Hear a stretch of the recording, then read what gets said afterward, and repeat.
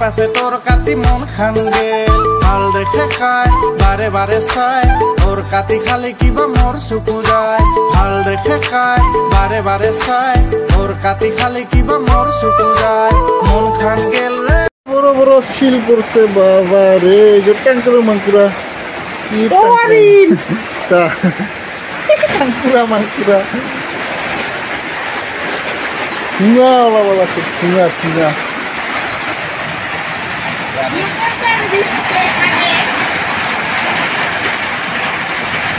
বড়িয়া করে পেক করে খাওয়া পারলে এটা একটা কেমন মূর্তি না লাগে এটা মূর্তি না লাগে নিন দে